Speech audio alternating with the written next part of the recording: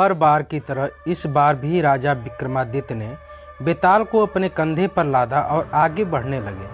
सफ़र लंबा था, इसलिए बेताल ने राजा को फिर से एक नई कहानी सुनाई। बेताल कहता है, यह कहानी है विधवा भागवती और उसकी बेटी धनवंती की। भागवती के विधवा होने के बाद उसके पति के रिश्तेदार उसका सारा धन लेकर भागवती और उसकी बेटी को घर से निकाल देते हैं। इसके बाद दोनों माँ बेटी दूसरे नगर के लिए निकल पड़ती हैं। रास्ते में दोनों एक जगह आराम करने के लिए रुकती हैं, तो वहाँ एक सिपाही एक चोर को बांध कर रखे रहता है। चोर को प्यास लगी होती है तो भागवती और उसकी बेटी धनवंती से पानी पिलाने के लिए विनती करता है। पानी पीने के बाद वो माँ बेटी से सारी बातें पूछता है कि उनके साथ क्या हुआ था। सारी बातें सुनने के बाद चोर धनवंती के साथ शादी करने की इच्छा रखता है। यह सुनकर भागवती को गुस्सा आ जाता है और उस सिपाही को चोर की बात बताती है। सिपाही भी चोर पर गुस्सा जाहिर करते हुए कहता है कि कुछ दिनों में तुम्हें फांसी लगेगी और तुम शादी करने की बात करते हो। यह सुनकर चोर कहता है, बहुत पाप किए हैं मैंने। अब लगता है कि कोई तो हो जो मरने के बाद मुझे पानी दे सके। मेरा कोई बच्चा नहीं है, मैं चैन से मर भी नहीं सकता, भूत बनकर भटकूंगा मैं। यह सब सुनने के बाद सिपाही वहां चोर को बांधकर आराम करने के लिए चला गया। सिपाही के जाने के बाद चोर भागवती और उसकी बेटी धनवंती को अपने छिपाए धन के बारे में बताने लगा। उसने कहा, अगर आप अपनी बेटी की धनवंती की शादी मेरे साथ कर देगी तो मैं आपको अपने छिपाए धन के बारे में बता दूंगा। मेरे मरने के बाद आप दोनों उस धन के साथ अपनी पूरी जिंदगी आराम से बिता सकेंगी। उसकी बात सुनकर दोनों सोच में पड़ गई। धनवंती की माँ भागवती ने चोर से पूछा, तुम यह क्यों करना चाहते हो? तो चोर ने कहा, शादी के बाद मेरा जो बच्चा होगा वो मेरे मरने के बाद पिंडदान करेगा, जिससे मुझे मुक्ति मिल जाएगी और मैं भूत नहीं बनूंगा। यह सब सुनने के बाद भागवती अपनी बेटी की शादी चोर से कराने के लिए तैयार हो जाती है। दोनों की शादी होते ही जल्दी ही दोनों को एक बच्चा भी होता है। कुछ दिन बाद चोर को फांसी दी जाती है। भागवती और धनवंती काफ़ी दुखी होते हैं। कुछ दिनों बाद भागवती को चोर की बात याद आती है कि एक गुफा में मूर्ति के सामने की जमीन के नीचे उसने खजाना छिपा रखा था।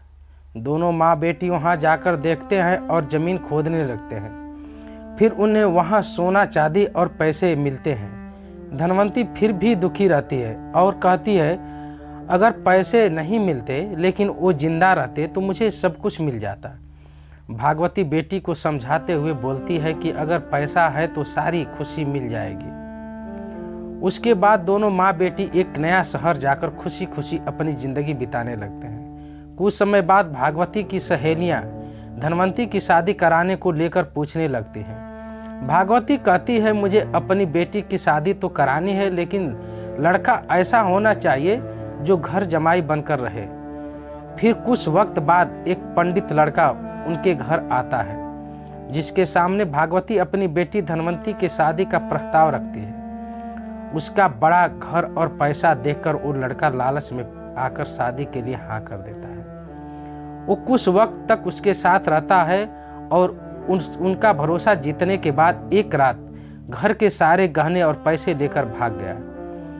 इसी दुख में धनवंती की माँ भागवती की मौत हो गई और धनवंती गरीब और अकेली हो गई। उसके बाद उस शहर में से अपने बच्चे के साथ दूसरे शहर निकल पड़ी। समय बीतता गया और धनवंती किसी तरह अपना गुजारा करने लगी। धीरे धीरे धनवंती का बच्चा भी बड़ा होने लगा। एक दिन दोनों माँ बेटी रास्ते में भटक रहे थे कि इतने में उन दोनों को की नज़र एक राजकुमार पर पड़ी, जिसके गले को एक अजगर ने जकड़ रखा था। धनवंती के बेटे ने उस अजगर को काफ़ी मुश्किलों के बाद राजकुमार के गले से निकाला, लेकिन अफसोस तब तक राजकुमार की मौत हो गई थी। इसी बीच राजकुमार के पिता, जो कि उस राज्य के राजा थे, वो वहां पहुंच गए। बेटे की मौत से वो काफ़ी दुखी हुए, लेकिन धनवंती के बेटे की साहस को देखते हुए राजा ने धनवंती के बेटे को गोद लेने का फैसला किया। धनवंती और उसका बेटा महाराज के यहाँ रहने लगे। धनवंती का बेटा देखते ही देखते राजमहल और राजा के सारे कार्यों को सीख गया और राजा के बेटे की जगह ले ली। राजा की उम्र बहुत ज़्यादा हो गई थी और कुछ वक्त बाद राजा की मौत हो गई। राजा ने मरने से पहले धनवंती के बेटे को सारा राजपाट सौ पूछे राजा बना दिया। उसके बाद धनवंती ने अपने बेटे से कहा कि पिता की मौत के बाद बेटे को पिता की आत्मा की शांति के लिए श्राद्ध और पिंडदान करना होता है। यह बात सुन उसका बेटा अपनी माँ धनवंती के साथ पिंडदान करने के लिए निकल पड़ा। जब वो नदी किनारे पहुंचा तो उसे 3 हाथ दिखाई दिए। इतनी कहानी सुनाने के बाद बेताल रुक गया और हर बार की तरह इस बार भी उसने राजा विक्रमादित्य से सवाल पूछा, बताओ राजन, उस लड़के का पिता कौन है? धनवंती का बेटा किस हाथ में पिंडदान करेगा? इसमें एक हाथ उस चोर का है जिसके साथ धनवंती शुरुआत में शादी हुई थी। दूसरा हाथ उस आदमी का है जिसने धन की लालच में धनवंती से विवाह किया था। और तीसरा हाथ उस राजा का है जिसने धनवंती के बेटे को गोद लेकर अपने बेटे की तरह रखा था। विक्रमादित्य ने जवाब दिया, उस लड़के का पिता वो चोर है जिसने धनवंती से पूरी रीति रिवाज के साथ शादी की।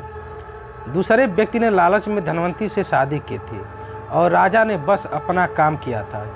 चोर ही धनवंती का असली पति और उसके बेटे का पिता है, क्योंकि उसने धनवंती के लिए बिना किसी स्वार्थ के मरने से पहले धन छोड़ा ताकि वो खुशी से आराम से जिंदगी बिता सके। यह सुनते ही बेताल बहुत खुश हुआ और वापस घने जंगल में उसी पेड़ पर जाकर उल्टा लटक गया। कहानी से सीख, जो इंसान बिना किसी स्वार्थ के कोई काम करता है उसे कभी न कभी अच्छा फल जरूर मिलता है। साथियों, हमारी कहानी अच्छी लगी हो तो हमारे चैनल PK चौहान @247 को सब्सक्राइब करें तथा इस वीडियो को लाइक और शेयर करना न भूलें। कहानी सुनने के लिए आप सबको धन्यवाद।